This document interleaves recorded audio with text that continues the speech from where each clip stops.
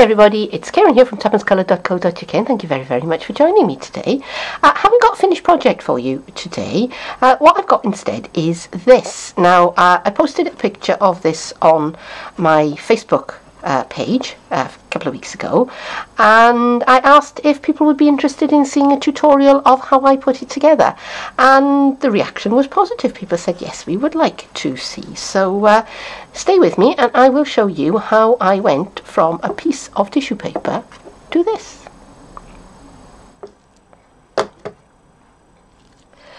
I'm beginning with a piece of tissue paper that is going to be bigger than I think I'm going to need for my finished project. Now, this is ordinary tissue paper, the kind that you use for wrapping things in or for scrunching up and putting into the bottom of bags when you're you're giving a present. Just that tissue paper. This happens to be off-white. Any pale colour will do. I do have some white somewhere, couldn't find it, and the off-white will be fine for my purposes. I also have some cling film, ordinary plastic wrap that you use in the kitchen for keeping food fresh, and I've cut off a piece that's considerably bigger than my piece of tissue paper, so I'm going to put that on one side. I'm going to need that in a minute. I have some spray starch. This is the stuff that you use again in the laundry, that you spray on collars and cuffs to make them nice and stiff.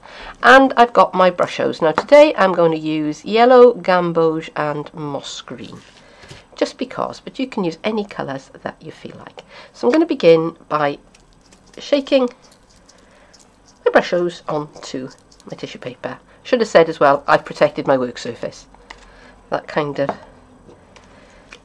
should go without saying, but just in case. And the tissue paper has a slightly shiny side and a slightly rough side. I've got the rougher side up. So, okay. Now this should be quite interesting because moss green is one of those colours that you never quite know what you're going to get. So I'm going to give my starch a jolly good shake. And now I'm just going to spray the tissue paper.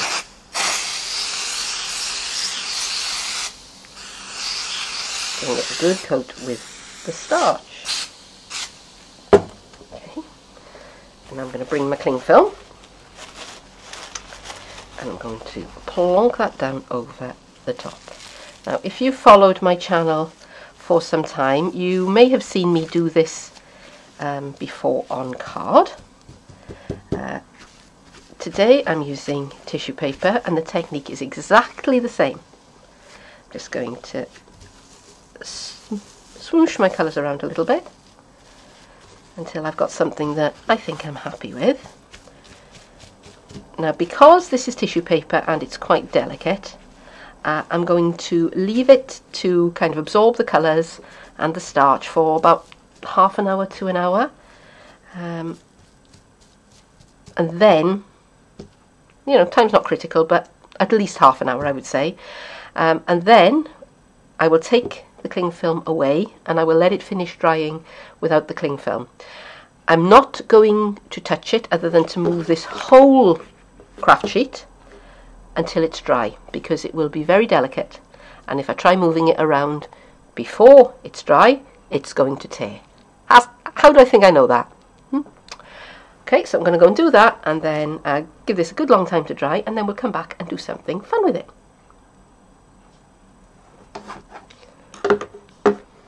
And here it is after it's had a nice long time to dry. Now this is the side that was face up when I put the Brusho and the starch on, and it's got a sort of very subtle, almost satiny sheen to it, which is very pretty. But if I turn it over, this is the side that was face down, and that has got a real high gloss finish to it across most of the surface. There are a few patches where the starch didn't quite reach, so you have a choice which way around you're going to use it. Now I am going to use this that way up, and if I bring in a piece of white card, perhaps you can see the colours a little bit better, because it is very sheer. As you see, you can see my hand through it, and that's the way we want it. Now I could use it kind of as it is, and I could put a tea light behind it, and that would be very pretty. It's quite delicate, so I don't want to be too heavy-handed in the way that I'm using it. But the way I used it in my original sample, I'll fetch that back in for you. What I've done is I've backed it onto some foil. So let me bring in some sheets of foil to show you. Because, again, you have choices. Now, sorry about the flare, I'll try and keep it as, you know, as out of the way as possible for you. Okay, so this is, I think this is silver. Yes, it's very hard to see under these lights. And silver will give you a lovely reflective background. It will just reflect the light back, and it will keep it very much true to colour, because the silver foil itself doesn't really have any colour to it. Or this is a piece of champagne, and again very similar effect to the silver. I'll bring the silver alongside. So it's still a nice light bright colour, but it's a bit warmer. And then we have that's also champagne. Put that out the way. Don't know how that got in there. So it's a bit of gold, and that is a really lovely warm kind of colour with the tissue. Or I have copper, and that is a really that's almost a vintage effect. Right. So you can vary the look that you get just by varying the colour of the foil card you use underneath, and of course you can have different colours of your Brushos. So this is a piece that I did with red and gamboge and yellow, and again if I put the different colour foils underneath it, I get a different effect. Okay.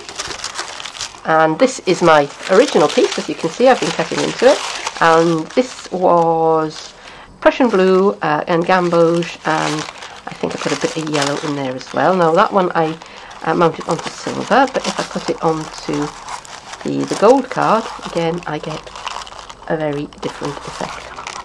So I'm going to work with the piece of tissue that I started, and I think I'm going to use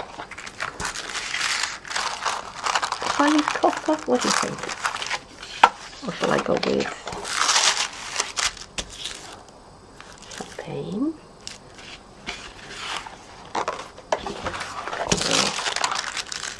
Yeah, I'm going to go with the gold on this one. So I'm going to want to cut this out with the largest of the layering circles. So I've cut my square of gold foil to 3.5 inches on the side.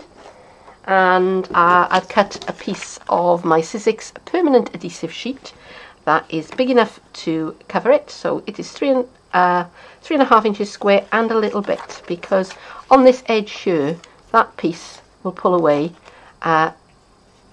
It gives you something to hold on to while you pull the adhesive backing off. So this edge needs to be a little bit longer. So I'm going to very carefully remove my backing sheet. I'm going to pop that down, and I'm going to line my square up with it and pop that face down. Got my bone folder, and I'm going to give that a jolly good emboss. Now if you've got something like a brayer, that will come in useful at this point. Okay, so just giving that a jolly good coating to make sure that the adhesive's transferred. Alright, now so I'm going to decide which little bit of this I like the best that I'm going to use on my finished piece. And actually I think I kind of like that corner, although that is very nice.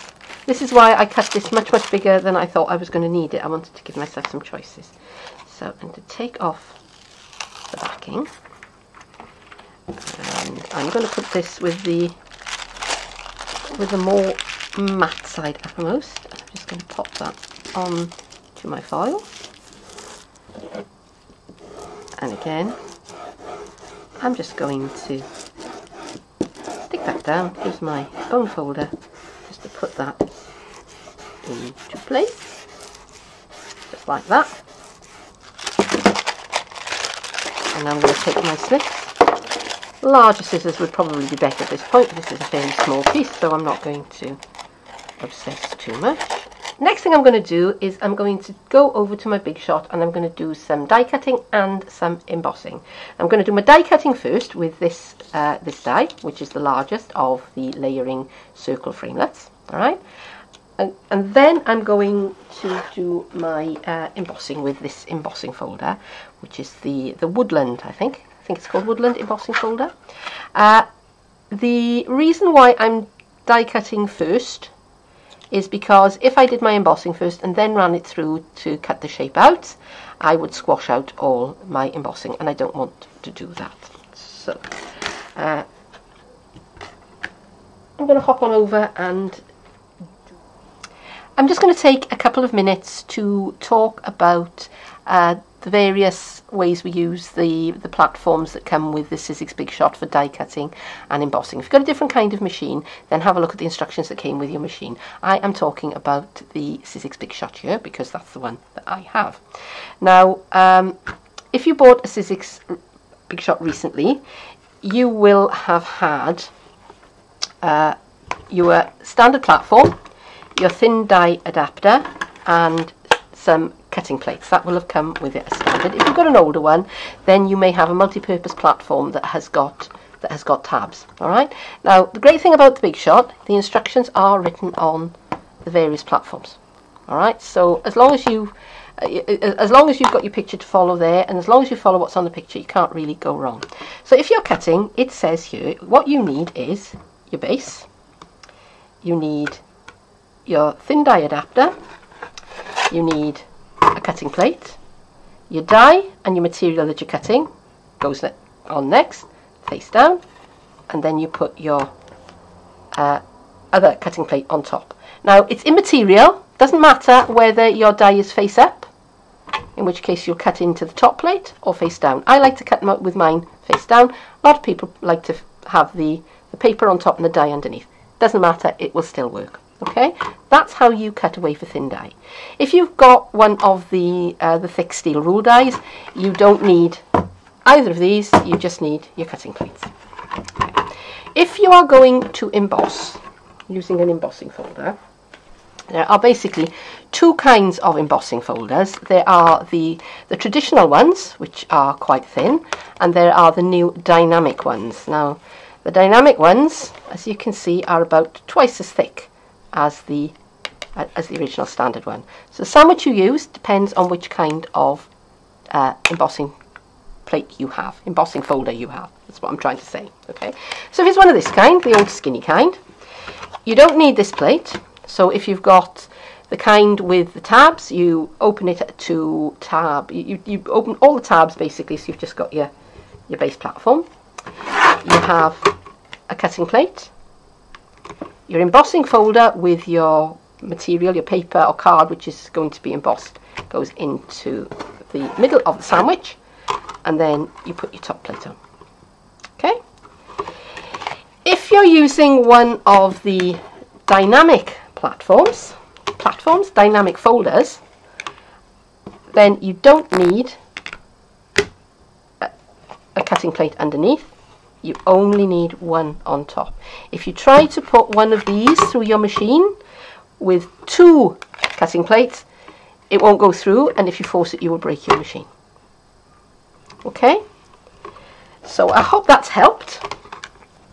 And let's get back to the interesting stuff. And there's the finished panel ready to go onto my project.